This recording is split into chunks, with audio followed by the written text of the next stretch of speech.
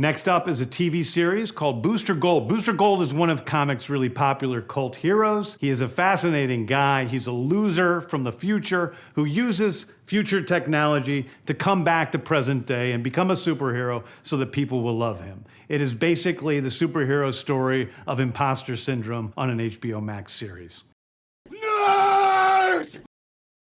I've been wanting a Booster Gold movie for like a decade. Yeah, same here. And I can't wait for that. You and the other 0.05% of the movie-going population. Three out of Gator, five you might people have on a this point, panel except- want to see it. But we're not normies, Dan. No, we're We're not. not normies at all. So you guys have both have good points, but Vader, they introduced Booster Gold into the DCU, the Justice League Unlimited, and he was like the fan favorite after that. Mhm. So even though most regular people do not know what the comic book version of Booster Gold is, a lot of people watch Justice League Unlimited, and Booster Gold was a huge fan favorite of that series. And you know why? He's super relatable. He's like one of us. He's just like a Here's the Wait. Hold on one second. So Okay. since we're already on the topic, Booster Gold, that was announced that he's going to have his own HBO Max TV series. And the thing I love about Booster Gold is that he's a complete buffoon.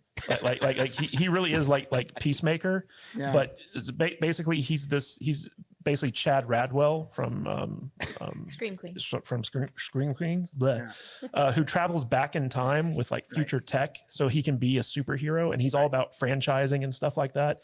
And he becomes like the savior of the universe, and nobody knows about it. No one knows about it. And he also has like close ties with Blue Beetle and stuff like that. And I think that that Booster Gold's kind of sense of humor just melds so well with how James Gunn, like his sense of humor. So I can't wait to see what this comes in. But Vader, go ahead. Ryan What were you? Reynolds.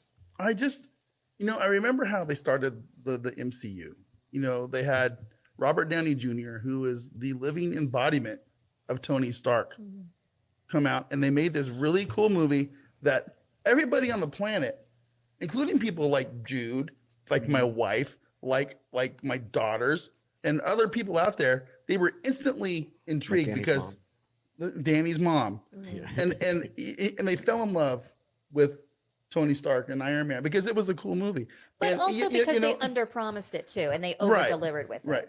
And and then they branched out from there. We've seen this DC stuff been trying to get off the ground for 30 years, I feel like now. It's insane. And it never works. And I feel like it's just like going to the comic book store, guys. And you go into the comic book shop and there's this wall of comic books. And they're all overpriced shit.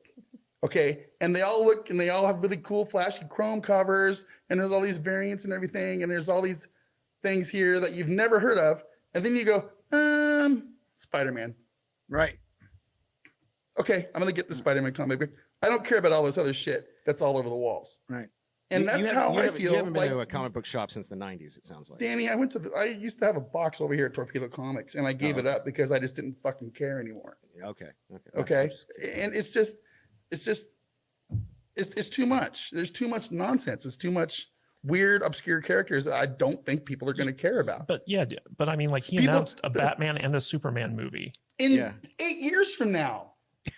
In These two years. movies are coming out over the next 10 years. Most of these are TV shows. Yeah. Who gives a shit? Which I'm actually I mean, nobody cares about these terrible Marvel shows that are on. Why should we give a shit about what's probably going to be terrible DC shows by James Gunn, who half the world thinks he's a fucking pedo and doesn't like the dude. Is that still the dude's problematic? I thought it's crazy. Most people don't think he's a pedo anymore. Just saying anymore. James, and is he going to write everything? It's true. Is this going to be the James Gunn universe, like it's the Snyderverse? Well, yeah. I mean, or is he the Kevin Feige? He's Kevin Feige. It's just I don't know. None of this. I have a lot of questions. I have a lot of a doubt about what's going to happen here. He's questioning his faith. Well, to be fair, I have no DC faith.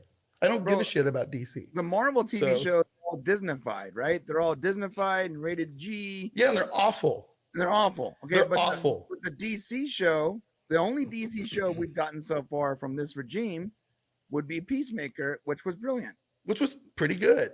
Okay, I so like James Gunn. if he Okay, continues, but- if he continues that track record, it's going to be a whole lot better than whatever Marvel's doing. Also, HBO does a really good job with producing their shows, like The Last of Us.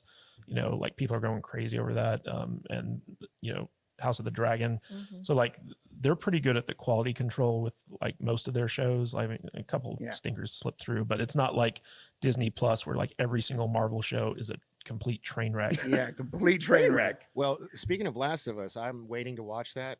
Oh, So, don't bother. But I just, Well, Twitter's actually, saying you'll probably they like fell it, off Danny. a cliff. You're on gonna episode cry. You'll probably Danny. fucking You'll cry cry. like a bitch. Yeah. I played the So, game. you know. Fuck you guys. Anyway, back to Booster Gold. Yes. I So think- Good out episode. of all the announcements that Gunn made, this was the one that got me most excited because I'm like, I've wanted to make a Booster Gold movie myself. I've been wanting a Booster Gold, like a really good Booster Gold thing. And the fact that it's going to be a TV show, like if they cast Oh, this it's right, it's going to be so much fun. Pull that. I'm going to Okay. love it. Well, Nathan, so you're Nathan saying- Fillion. Nathan Fillion as Booster Gold. Chris Ooh. Pratt. Chris He's Pratt. he's a little bit too old, I think. Chris but Chris Pratt. Pratt's a little No, too young. no, You gotta have Chris- someone in Chris between. Pratt's perfect. Chris No? Pratt wouldn't be right for the role. Nah, What do you you- think then? You need someone with. You need a younger version of Nathan Fillion. So whoever can pull that off is perfect. I think Chris Pratt. I think the guy who played Chad Radwell in Scream Queens would be perfect for it. I know who that is. You know what? Honestly, I'm just going to say this for Matthew Cadish's sake.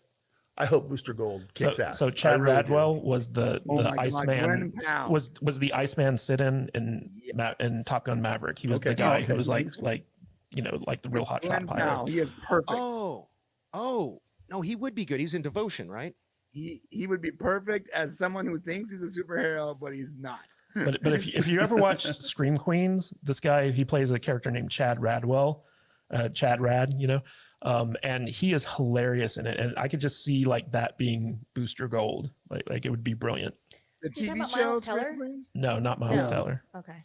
The guy who's in like in the Iceman role, he's the guy who saved Like- them at the end. Oh, I know who you're talking about. Yeah. Yeah, Glenn Powell is perfect. He would be perfect. Although if Yeah, this was Glenn like Powell. Yeah. if this was 15 years ago, I would have killed to see a Nathan Fillion Booster Gold. Sure. Oh, totally.